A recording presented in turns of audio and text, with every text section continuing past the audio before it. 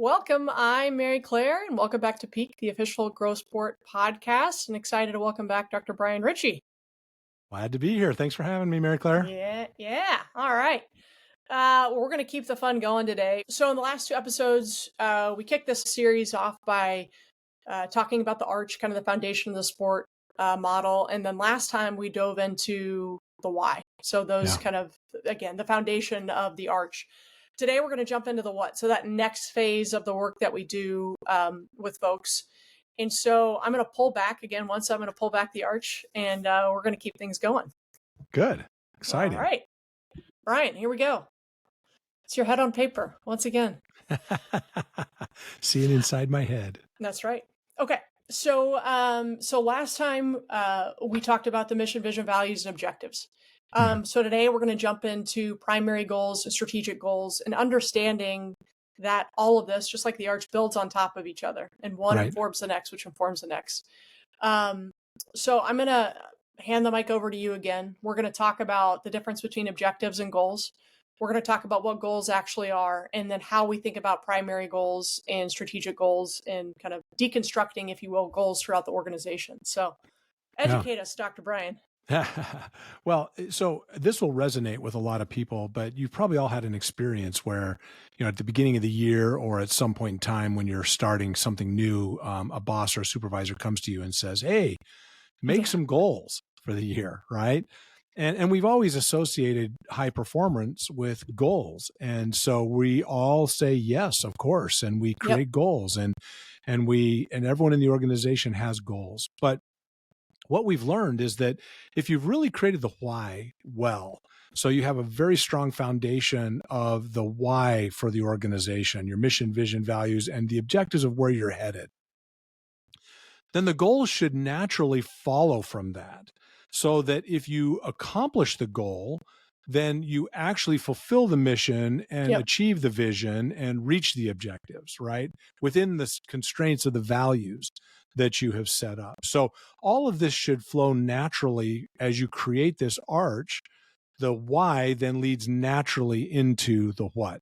So it might be great actually to differentiate between the objectives and the goals, because this is the kind of the transition point, right? So let's start this is a great example. If you said, hey, I have an objective to improve my health, or as my wife likes to tell me, to get skinny. All right. So the point is to get in a better state than I'm currently in now. But you'll notice that has very little specifics about it. It's like, when do I get there? What does that mean?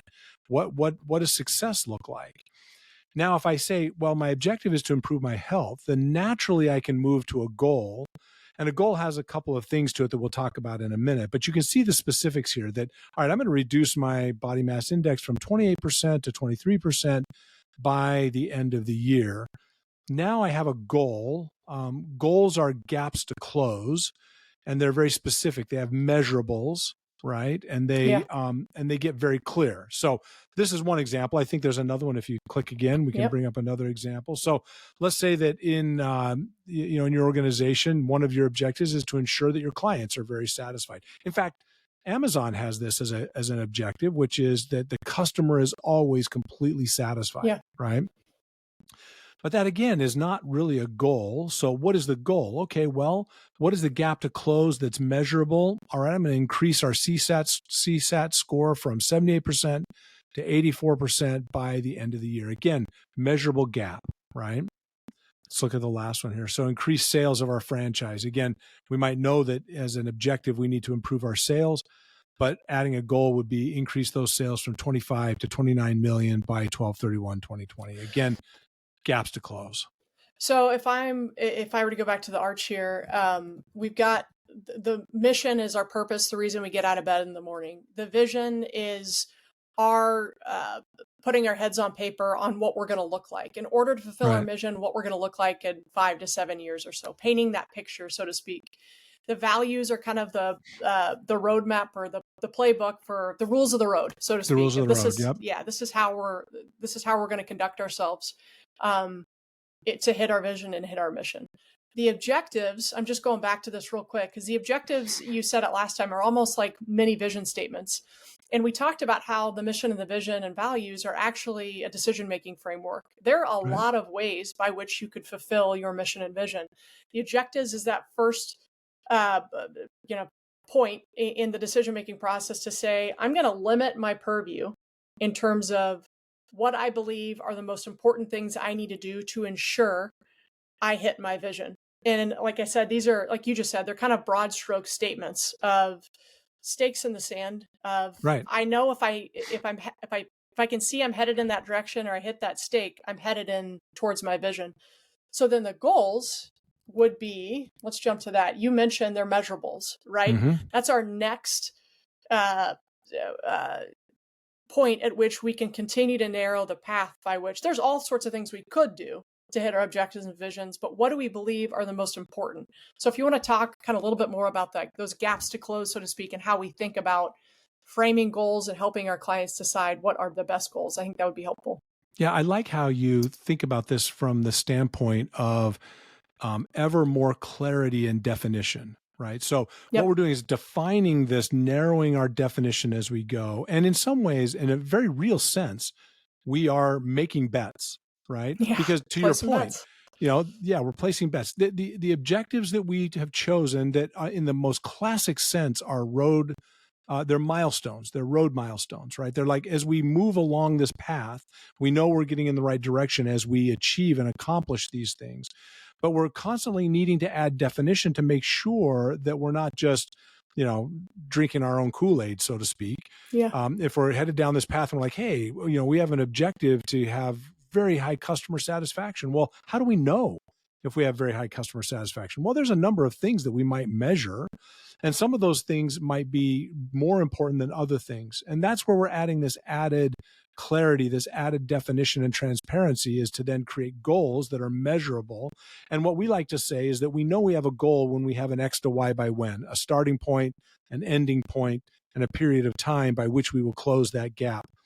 But again, we can't do everything. We can't boil the ocean. So we're going to make some decisions. We're going to choose a few of these goals to go after that we think will get us to our milestones, which if we hit our milestones, will get us to our vision and fulfill our mission and within the rules of the road that we've set ourselves for our values. So all of these things work together to help us move down the path. I mean, you can imagine a situation where you choose a goal, and as you get into it, you realize, well, you know what, maybe that's not the right goal. So we need to back up a little bit and start to try a different goal. Okay, that's not the worst thing in the world, because specificity and definition allow us to understand whether we're moving in the right direction or not.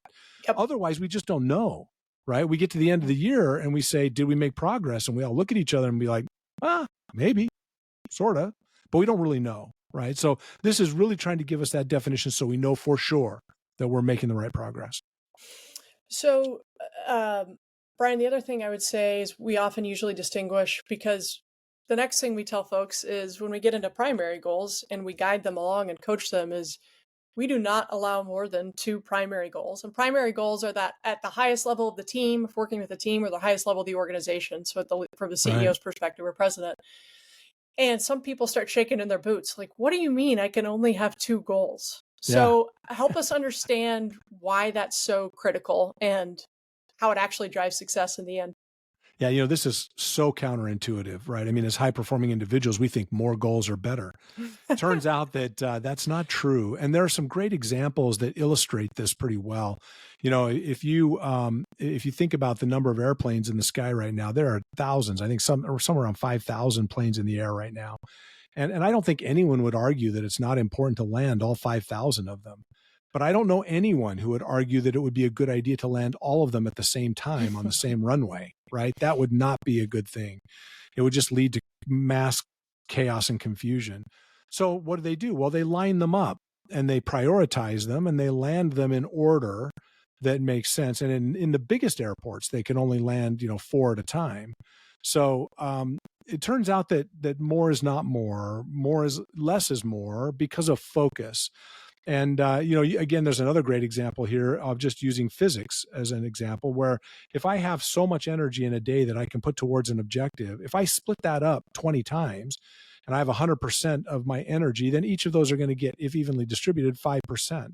Yeah. Whereas if I'm working on two things, they'll get 50% of my time and my energy. And what we know is that time and energy lead to outcomes. So it actually turns out that if I can focus my energy on fewer things, I actually get more things done.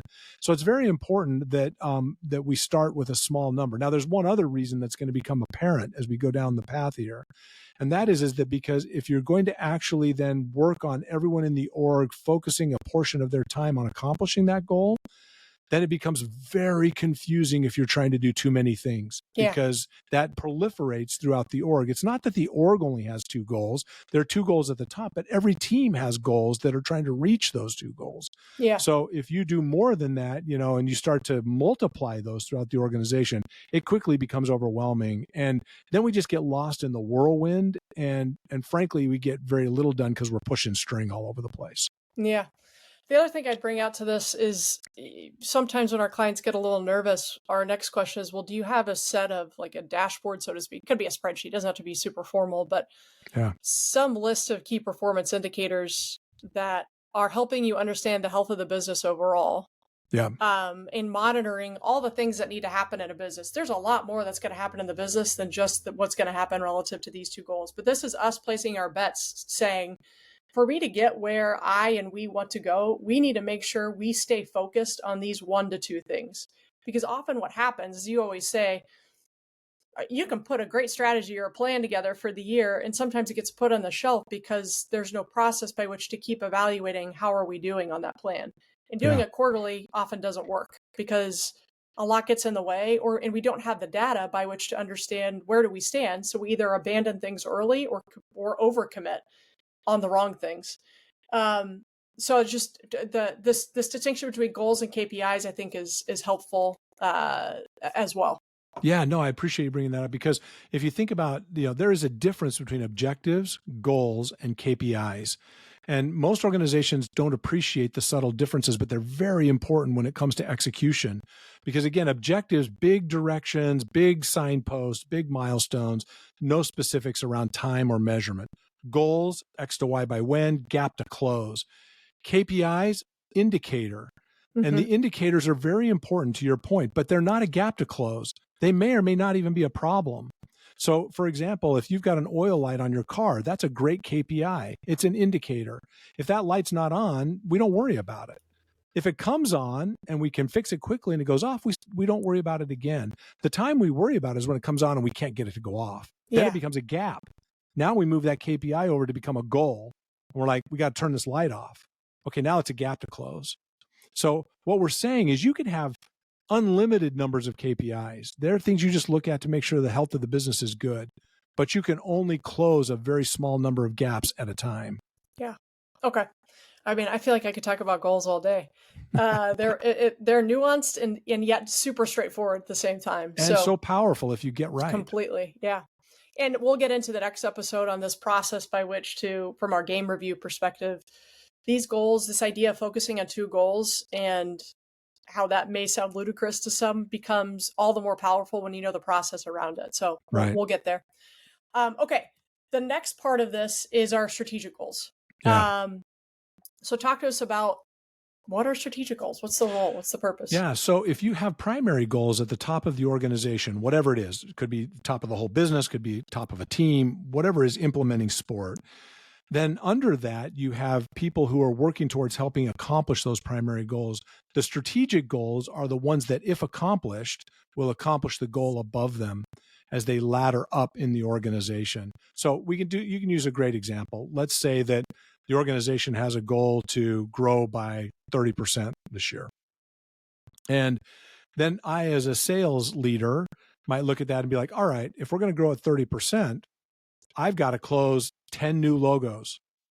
So my gap to close is closing 10 logos.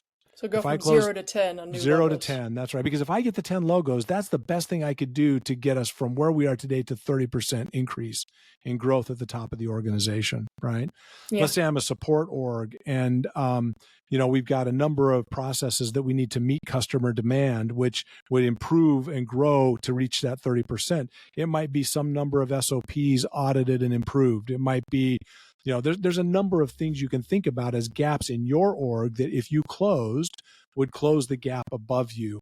This is the alignment, the strategic alignment that we talk about with respect to those goals. So once you have your primary goals, now you know what your strategic goals should be. So instead of a leader showing up to somebody that works for them and saying, "Hey, come up with goals this year," instead, you can say, "Hey, these are our primary goals. What are the 1 to 3 things you're going to do? What gaps are you going to close? What are the what's you're going to do that are going to make this happen at this level of the team?"